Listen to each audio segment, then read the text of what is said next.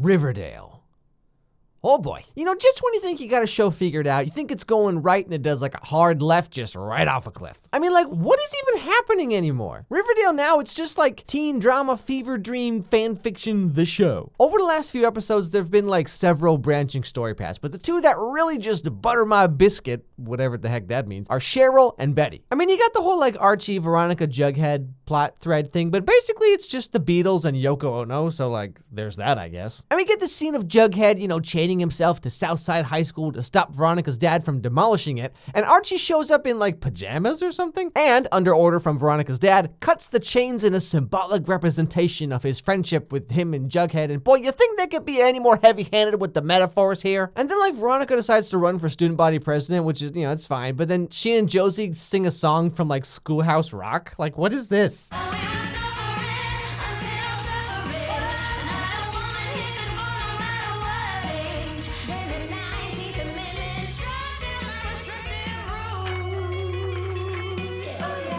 But anyway, just when you thought Cheryl's story couldn't get any more bizarre, guess what happens? Now, if I could just give a little credit here, you know, I try and find some kind of positive somewhere. They could have just brought Cheryl's dad back from the dead. If you've ever seen like a teen drama, you know that people just come back to life all the time, just zombies everywhere. But you know, if they'd done that, like if the door just opened one day and surprise, dad's still alive, I mean, this show would have been over. Just any shred of credibility gone. So they went with the next best thing, a long lost secret twin that no one knew about until literally right now.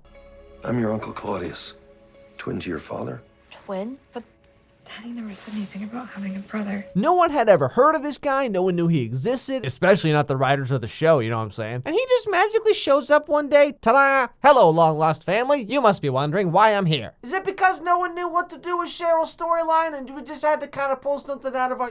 in a desperate attempt at a plot twist? Oh, so you do know why I'm here. Well, now what am I supposed to do? Hey, do I still get free donuts for showing up? Seriously, this is actually worse than the whole like FBI agent debacle or like whatever it was. You know, it's one thing to take a character away and say that it's all a lie or like a trick or whatever, but introducing a character that shouldn't even exist in the first place, you know, just cause like, why not? Now, in a way, this kind of sort of flows into the whole like Chick storyline just a little bit, but you see, with Chick, it was different because we learned that Betty had a long lost brother or like whatever at the end of season 1. The homecoming when your father and I were crowned king and queen. I had just told your father that I was pregnant. And we disagreed on how best to handle things. And the next day I went away. To the Sisters of Quiet Mercy. Yeah. And 5 months later, your brother was born. The sisters arranged for a quiet adoption. They gave it to us and they gave us time to kind of stew and ruminate about it. You know, make some fan theories. Chick is actually Betty and Jughead's son from the future. You know, actually at this point, like real talk, this would be a way better show, but like whatever. Anyway, the seed was planted in our minds and given time to grow. Cheryl's dad's long lost twin just like shows up one day and exists because yeah. But the real magic, the real moments that just make you go, what am I watching and why am I watching this? Is of course, Betty and Chick. Now, Betty gets it in her head that Chick might not actually be who he says he is and gets his DNA tested. And the result is that we learn something that's actually really important to the whole character development between Betty and her mom and Chick and like their whole relationship. The thing is, this scene where we learn all this, it's just like an afterthought. The whole scene lasts maybe like, what, 30 seconds? Mom? Betty, listen. Chick's DNA doesn't match because Hal isn't his father. Then who is Chick's father? Chick's my son. And whoever the father is not going to be a part of our lives. So there's no reason to open old wounds that have healed many times over. Come here.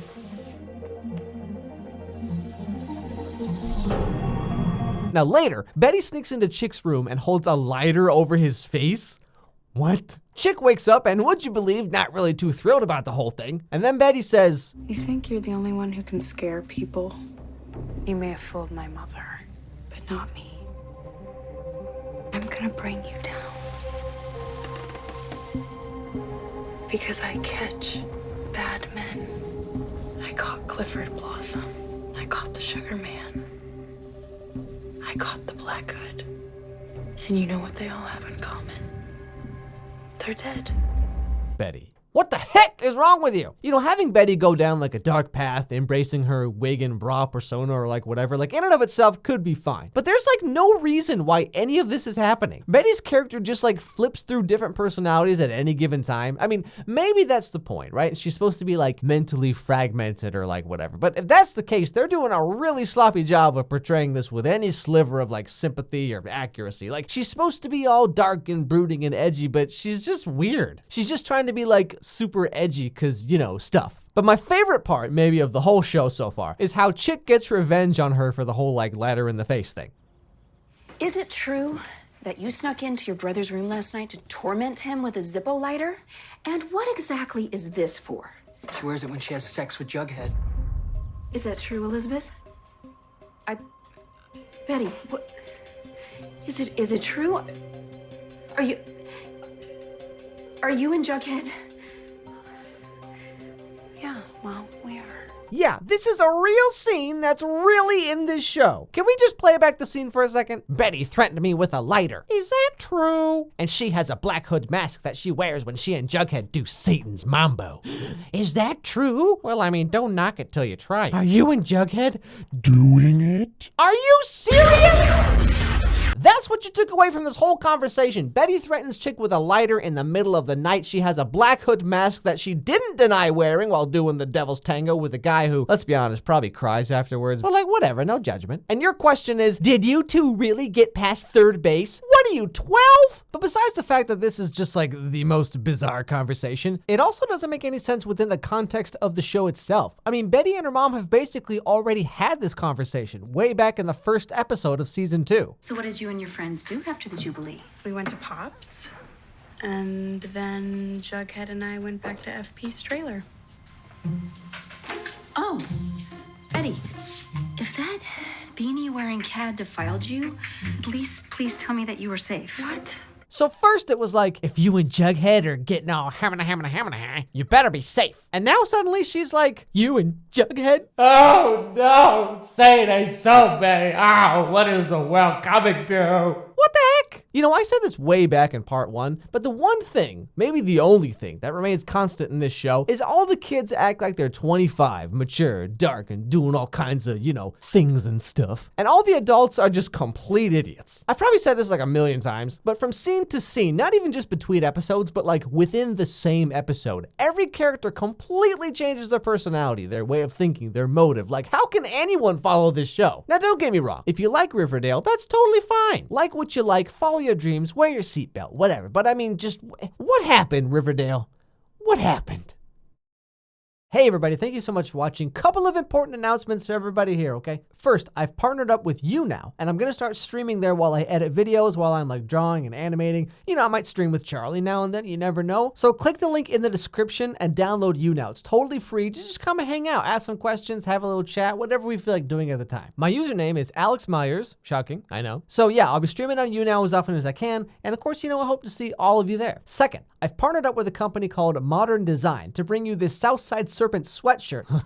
That's not easy to say. It's only available for a limited time, and get this, if you use the link below in my description and use the promo code Alex Meyers, all one word, you get free shipping anywhere in the world. I know a lot of you are in places like India and Africa, you know, countries in Europe, you got like Bulgaria and stuff. Wherever you are, you get free shipping. So if you like Riverdale, or if you feel the way I feel about Riverdale, or if you're just looking for something cool to wear, it's available there. Okay, so YouNow, Riverdale merch, I think that's about it. Don't miss it. You know, until recently, I've actually been, for the last couple months, I've been doing this pretty intensive, time-hungry, you know, project at work, and it just ended, like, last week.